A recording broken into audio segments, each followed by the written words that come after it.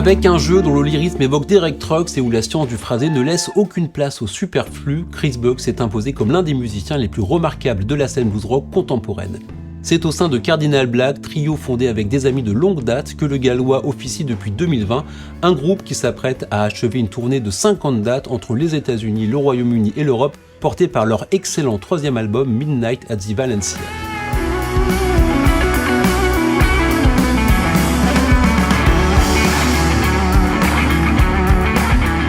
Depuis le dernier NAMM Show de Los Angeles, l'actualité de Chris Buck tourne également autour de son nouveau modèle signature Yamaha Revstar, avec lequel il rejoint le cercle très fermé des guitaristes ayant un modèle signature en production chez la marque nippone, à l'instar de Mike Stern et de sa Pacifica.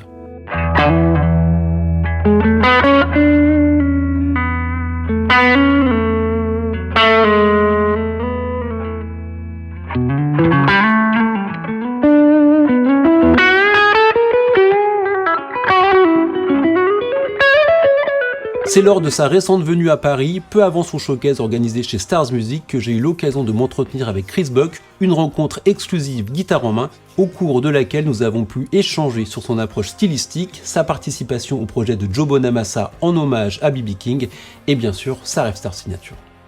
Voilà pour cette courte présentation les amis, et avant de vous laisser en excellente compagnie, je tiens à remercier chaleureusement l'école Atla qui nous a sympathiquement accueillis dans ses locaux. Bon visionnage.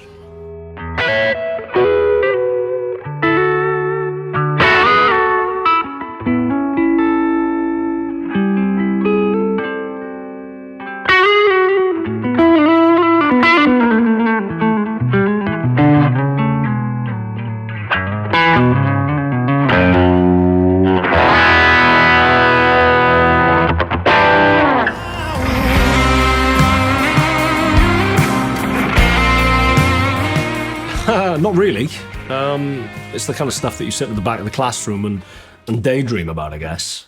But not in my wildest dreams did I think that it would be with a brand as kind of ubiquitous and iconic as Yamaha. It's a little bit surreal. It's cool that I have the signature on the back of the headstock of the guitar, because I can just kind of momentarily glance down at it and remind myself of the fact that it is indeed a signature model. So yeah, very cool. Like we'll never meet again, like a child afraid of pain.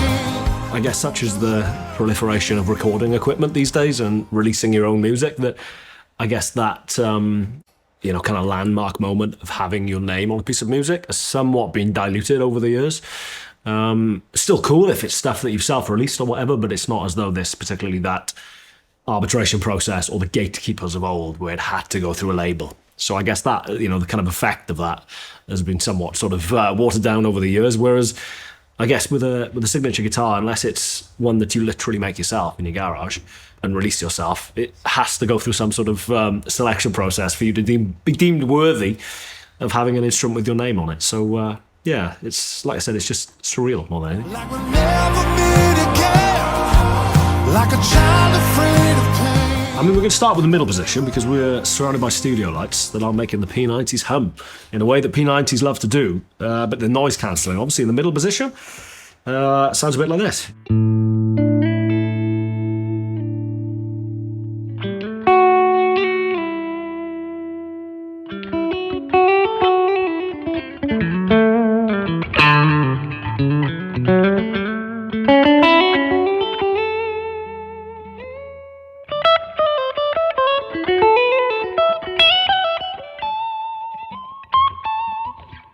Neck position.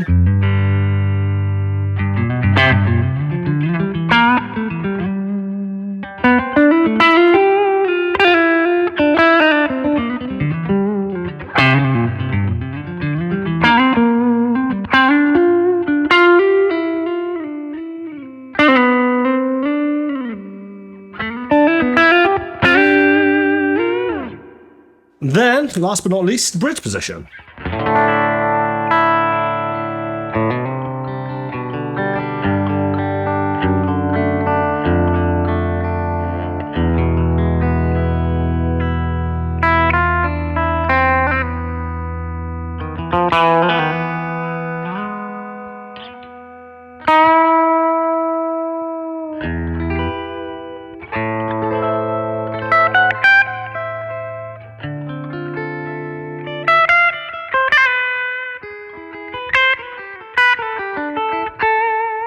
You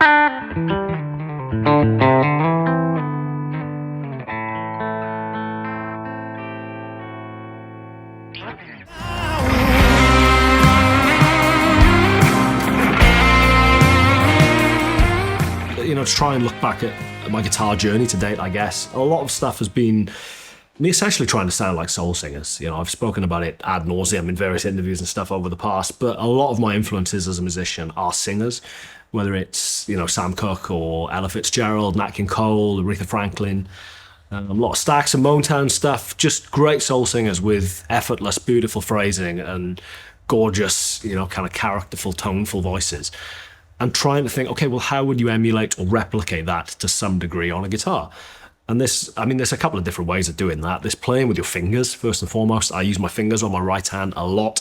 It's this kind of constant switching back and forth motion between using a pick and using my fingers. Fingers give you a softer, kind of darker, rounder sound. Pick is going to give you that brighter attack. And obviously it's louder as well as a consequence. So you get that kind of textural and tone kind of and dynamic kind of variation, I guess, as much as anything with your fingers. And then it's just in the way that you approach notes. You know, not every note has to be just landed on straight off. If you, I don't know, you want to play an E on your B string. How do you get to that note? Do you slide into it from a half step below? Do you slide into it from a full step below? Do you bend into it from a half step below? Or a full step below? All of these different ways of getting to a note hugely influence the sound of the note. And then your vibrato. It's a very guitarist kind of crutch, I guess, for us to just land on a note and because we've run out of ideas, go and just wiggle away, because what else would you do? But just being conscious of your vibrato and thinking, well, what is vibrato? Vibrato is you essentially emulating the human voice, that natural kind of fluctuation in pitch that you get as a note decays, as a singer essentially runs out of breath. So it feathers in and it increases in tempo and kind of velocity, I guess, as it decays. So maybe try that with your notes. As opposed to landing on it straight away and giving it the... Not that there's anything wrong with that, but just, you know, vibrato in particular is not a one-size-fits-all thing. It can be varied and adapted and changed and kind of malleable to your musical context. So just being conscious of what you're playing and how you're playing it and where you're playing it and who is around you. Be reactive, be dynamic to what's happening around you. And a huge part of any ability to do that as a musician for me has been just listening to singers and trying to kind of capture that character.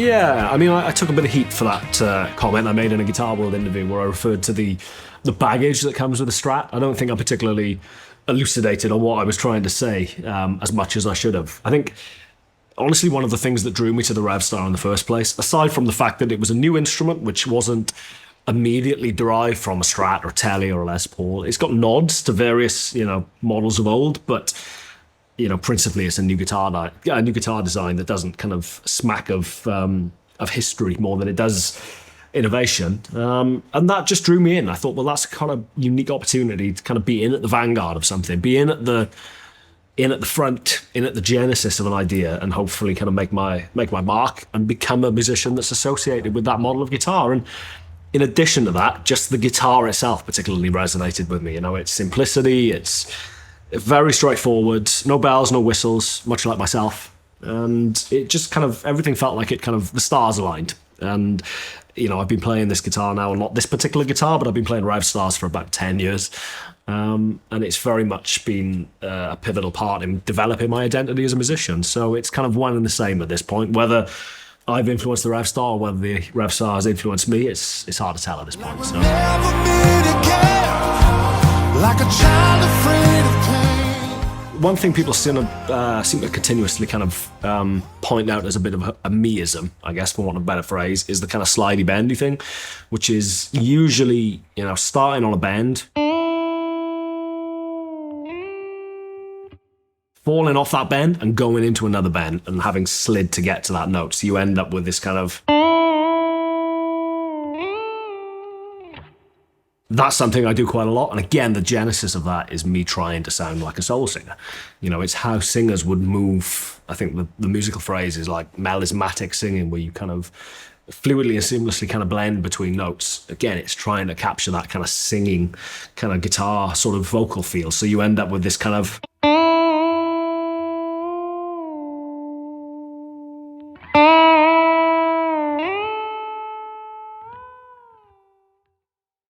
all of that stuff, which is probably more akin to the sound of a slide guitar player than it is a traditional guitar player. But yeah, in regard to like go-to licks, I try and think more melodically than just kind of relying on stock licks. You know, licks are finite by their very definition. Melodies have the potential to be infinite.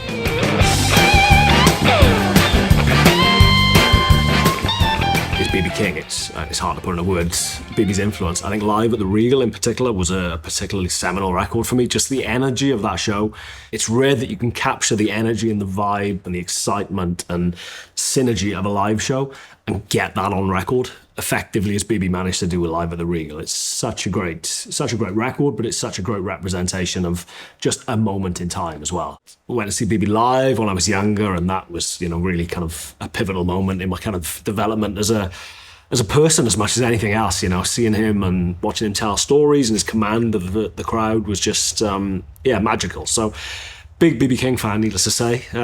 So to be some small part of a record, not just a record or any record honouring B.B., but one with such an incredible lineup, was very cool, very special. I've met Joe Bonamassa a couple of times. We did the Joe Bonamassa Blues Cruise around the Mediterranean a couple of years back. That was great fun. Joe is such a sweet, genuinely lovely guy, who's just, you know, a treasure to the guitar community. And I'm incredibly flattered that him and Josh Smith, his kind of working partner these days, asked me to be a small part of that record. So it was me and Pat Monahan from Train, which again, slightly out of the kind of blues sphere, but Train were a particularly big influence. Drops of Jupiter record when I was a kid was a really important record for me.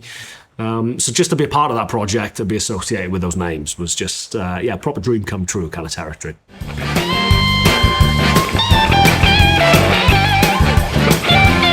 The song was chosen for me. They sent the track over and said, "This is your track, can I have at it?" The recording process, I'm sure you're imagining something far more rock and roll than it actually was. I recorded it in my little boy's bedroom because it's the only room in the house which the window effectively opens, and I can guarantee that I'll be able to shut it again. And it was the hottest day of the year, so I needed a window open. And I recorded it direct into my laptop, not an amp in sight, after having been to his sports day in the morning. So that's about as rock and roll as it gets in my life, to be honest. So bit of sports day, bit of B.B. King tribute record, off to pick him up from school. But yeah, joking aside, that was an experience I'll never forget. It was beltingly hot, and I'd also misplaced my overhead studio headphones, so I recorded it on Apple AirPods. So, who's to say can't try and get decent tone out of minimal gear. I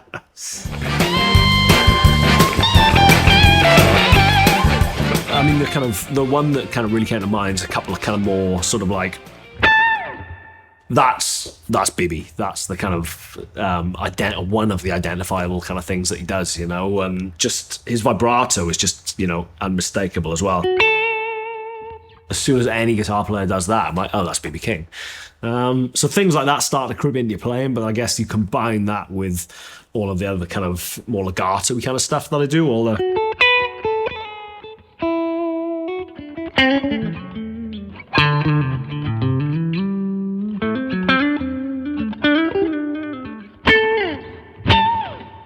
kind of get a bit of a weird sort of hybrid thing going on. Like we'll never meet again, like a child afraid of pain. Won't you hurt? Any other Strat? No, it was very cool. And it was a cool opportunity to get to play that guitar. The Strat was great, I will say. The Telecaster that was also there was absolutely magical. That was a once-in-a-lifetime Telecaster. As for what it was, nobody could seem to definitively say. I'm pretty sure the body is from 63, but the neck, I want to say, is maybe like 70s, 80s, possibly 80s. But it's just a magic combination of wood and wire, you know, which is what it seems to come down to more often than not. So that was a very cool experience. And, you know, I'm not one to try and get carried away in the mojo or the voodoo, I guess, of playing iconic or famous instruments, but it's hard not to be a little bit swept away by the romance of the occasion when you're playing one of your idol's guitars. So no,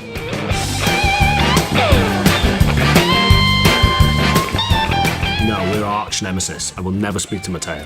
No, he's the sweetest guy in the world, and he is an absolutely terrifyingly good guitar player. There's two types of guitar players in this world. There's the ones that inspire you to want to be better and want to progress on your instrument, and then there's those that make you think, well, as long as I've got a hole in my arse, I'm not going to be able to do that. And Matteo is firmly in the latter category. Just watching him play is you know, I've kind of joked before that he's an alien, and I don't know whether part of him may be of extraterrestrial origin, because he is supernatural in more ways than one. And even more infuriatingly, he's just a very nice guy as well, which is very infuriating. Damn you, Matteo. But it'd be cool if, I don't know, maybe collaborate one day. That'd be two very different worlds colliding. Never meet again, like a child afraid of pain. Won't you hurt? Yeah, like you said, Cardinal Black's story is a little bit unusual in that we were together in 2008, 2009 maybe, and we split up. We tried to do the big kind of the acrimonious rock and roll split of, you know, you never want to speak to you again. But parallel to that original band, we were also in a wedding band that had a gig the next day. So any acrimony didn't last particularly long. Like you said, maybe it wasn't the right time. Maybe, you know, in hindsight, you know, which is undoubtedly 2020. But looking back, I guess we were all very young and a little bit naive as to the ways of the world and the ways of the industry. And I'm very much firmly of the opinion that things happen for a reason. And, you know, maybe it was a case of, well, you go your separate ways, you do your separate things, you still stay in touch, you retain that musical bond and musical tightness that you get from playing Sex on Fire every weekend at someone's wedding. But you can come back to everything with fresh ears and fresh eyes and a fresh attitude, maybe 10 years down the line, which is pretty much what we did. And it seems to have gone pretty well since we've launched. And, you know, it's been a bit of a whirlwind 5 years, I guess, maybe, since we launched, and or 4 years, I should say. And yeah, people seem to want to keep turning up to our shows, which I don't know why. I've yet to figure it out, but it's not my place to question. So more power to it.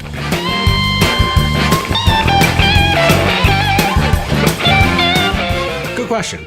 Yeah, I would say, I mean, first and foremost, my dream since I've been a kid is to be in a band. Not be a solo artist, not be a virtuoso, not be the guy that the spotlight is on and everyone else kind of shrinks into the background. That's not me. I think that's not my playing style. It's not my personality. I'm not gregarious, extroverted, big kind of crazy rock star character that wants to hog the limelight. Like, I'll step up and take my moment as and when they come, but I've always wanted to be a part of a band and have that sense of camaraderie and shared experience that you only get from being in a rock and roll band. And Cardinal Black is that for me, you know, and that's then indicative of the songs that we write and the music that we would create. They are songs first and foremost. Yes, they have guitar. They'll occasionally have gratuitous guitar solos, yes. But for us, it's about trying to create music that transcends just reaching the kind of technical crowd of wanting to come and, you know, watch you shred for a little bit, you know. I mean, when we started, you could see undoubtedly where the where the primary source of the crowd was coming from, because there wouldn't be so much a crowd in front of the stage, so much as a queue in front of my pedalboard with people queuing up to take photos of it.